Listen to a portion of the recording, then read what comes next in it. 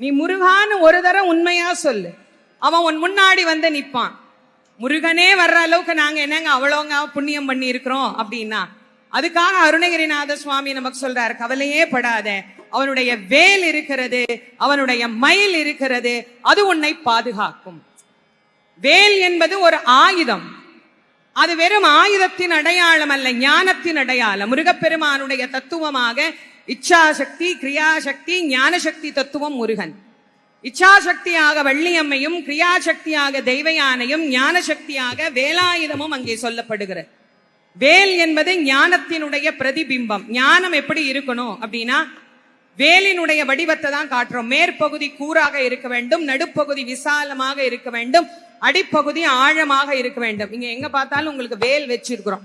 இல்லைன்னா நீங்க இப்படி என் கையை பார்க்கலாம். இந்த கையினுடைய அமைப்பு வேலினுடைய அமைப்பு.